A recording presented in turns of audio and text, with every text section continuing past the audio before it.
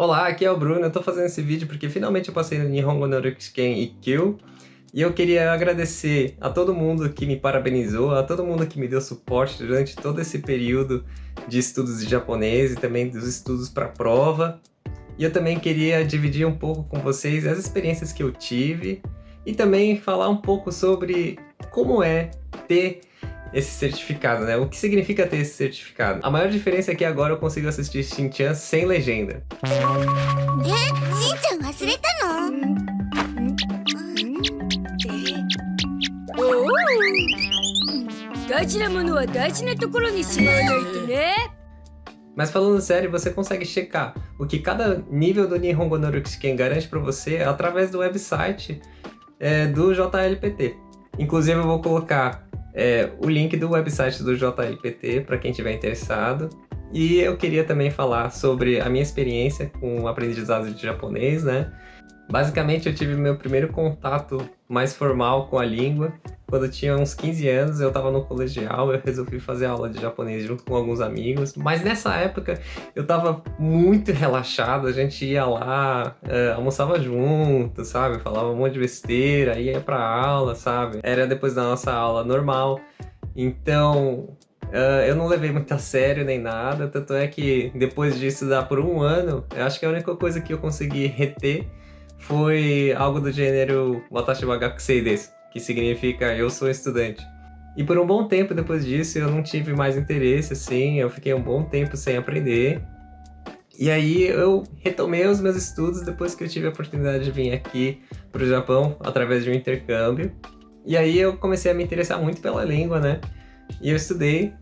E mesmo depois de voltar para o Brasil, eu continuei estudando. E aí eu tive a oportunidade de voltar para cá, para o Japão, para continuar os meus estudos aqui. E eu continuei estudando, assim, paralelamente, né? As coisas que eu já estava fazendo. E por todo esse período, assim, eu nunca pensei de fazer nenhuma prova de proficiência em relação ao japonês. Porque eu não tinha nenhum motivo, né?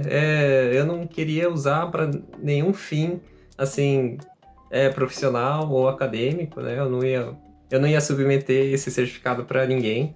Então eu nunca fiz. Foi só depois que eu comecei a trabalhar que um dia um chefe meu perguntou para mim se eu tinha esse certificado, né? E eu falei para ele, não tenho. Ele falou, por que você não faz, né? Seria legal para você pessoalmente, né? Você pode colocar isso no seu currículo e também para nossa empresa, porque a gente consegue ter mais garantia, né? De que você sabe falar, né? A gente sabe mais ou menos o seu nível. E a gente vai financiar a prova para você, então não se preocupa. Por mais que você não passe, você não precisa se preocupar, você pode fazer de novo. Então eu resolvi fazer a prova, eu tava fazendo tudo certinho, eu fiz o simulado que tem no website, eu vou colocar o link aqui embaixo também. E não só isso, eu também estudei através de livros. Eu tentei fazer um simulado, assim, porque fazia muito tempo que eu não fazia a prova, né? Eu queria testar a minha resistência, saber se eu ia conseguir ficar sentado 3 horas fazendo prova, né? Resolvendo as questões. E tava dando tudo certo, mas infelizmente, da primeira vez que eu tentei, eu não consegui passar. Eu tirei 99 pontos de 180 e para passar você precisa de 100 pontos. Eu fiquei por um ponto de passar nessa prova. E assim, foi nesse momento que eu cometi um grande erro na minha empresa, que foi contar para os meus colegas que eu ia fazer a prova. Depois que saiu o resultado, eles vieram perguntar pra mim, né, como é que foi. E eu contei a verdade pra eles, eu fui honesto. Só que eles não acreditaram em mim, eu acho. E a partir daquele momento, eles não acreditavam mais nas coisas que eu falava. Isso acabou tendo um efeito muito grande na minha vida profissional e na minha vida pessoal também. Vivendo um ambiente hostil como esse, sabe? Tentando me provar para as pessoas constantemente, sabe? Não era uma coisa que eu estava imaginando, as pessoas realmente, indiretamente ou diretamente, duvidavam das coisas que eu estava falando. Às vezes eu estava certo, elas falavam que eu estava errado, iam até o fim falando que eu estava errado e eu estava certo.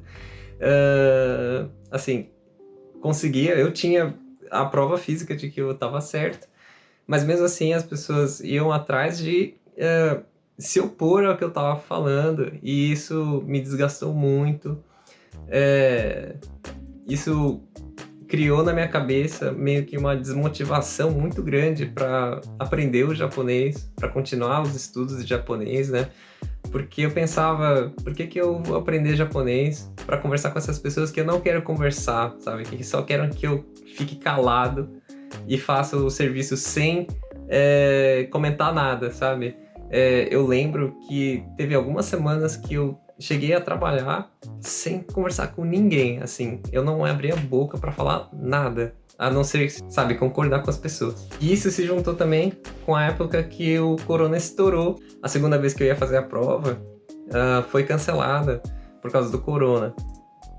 E aí, quando chegou a hora de fazer, né, de novo, eu me inscrevi pela terceira vez. Eu não tava com aquela vontade de fazer a prova, porque eu não sabia se ia ser cancelada de novo. Tanto é que tinha uma cláusula no website do JLPT dizendo que a qualquer momento a prova poderia ser cancelada devido ao coronavírus. Assim, não só de forma generalizada, mas também de forma local. Então, regiões que tinham muitos casos de coronavírus, ou uma escola em específico que teve casos de coronavírus, poderia ser cancelada, né? Poderia ser deixada de lado. Então, isso também estava muito na minha cabeça. E eu não estudei para a prova de novo. E eu tive muitos problemas para estudar, né? Eu acabei estudando muito em cima. E eu não consegui passar de novo na prova, mas dessa vez porque eu não estava preparado e estava completamente desmotivado para fazer. Nessa época eu tirei 96, o meu desempenho piorou ainda mais. E esse momento da minha vida foi muito difícil. Mas depois disso que eu mudei de emprego, eu melhorei muito. As pessoas do meu trabalho hoje são muito legais, elas são muito positivas, a gente conversa todo dia. E, assim, não é perfeito, claro, eu sou estrangeiro, elas são nativas japonesas, então existe uma certa barreira, mas a gente está sempre conversando, dividindo informação. Eu nunca senti nada como o meu emprego anterior, e eu sou muito agradecido a essas pessoas por sempre me tratarem com respeito. Eu também trato elas com bastante respeito. Então, se qualquer um de vocês estiver assistindo e entendendo, eu queria agradecer. E, assim, eu também, lógico, queria agradecer muitas pessoas que me deram suporte durante esse período difícil da minha vida. Mais uma coisa que eu queria dizer é: se você está tendo problemas também na sua vida aqui no Japão, se você é brasileiro, existe um serviço de acompanhamento psicológico que é providenciado pelo Consulado Brasileiro no Japão. E esse serviço é muito importante para as pessoas que estão aqui, e eu recomendo bastante. Eu digo isso porque eu me cadastrei, eu me registrei e eu fiz o tratamento que é providenciado, né, pelo Consulado Brasileiro, e isso me ajudou muito. Eu acho que eu só estou aqui porque eles me ajudaram. Eles não só me ajudaram a superar a situação que eu estava passando naquele momento, mas também eles me ajudaram a recuperar a minha autoconfiança, me encorajaram a continuar as coisas que eu estava fazendo antes e me mostraram, né, que eu devo me valorizar. E, assim, isso foi importantíssimo na minha vida naquele momento, e eu recomendo muito. Se você está passando por dificuldades, não é uma fraqueza pedir ajuda. Eu vou colocar o link desse serviço que é disponibilizado pelo Consulado Brasileiro aqui no Japão para qualquer pessoa que quiser se registrar. O tempo de espera é mais ou menos de uns 3 meses, mas o serviço, o atendimento é muito legal. Vale a pena dar uma olhada.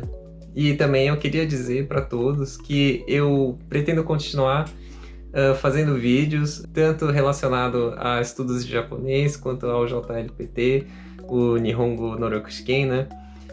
Também quero fazer coisas relacionadas a videogame e tal. Vocês que acompanham o canal devem sempre estar de olho, né, nas coisas que eu tô fazendo. E eu também quero refazer alguns vídeos que eu fiz no ano passado. Eu acho que eu consigo fazer eles com mais qualidade. Eu acho que vocês vão gostar muito das coisas novas que eu tô planejando pro canal, então fiquem de olho. E por hoje é só. Um grande abraço para todos e até a próxima.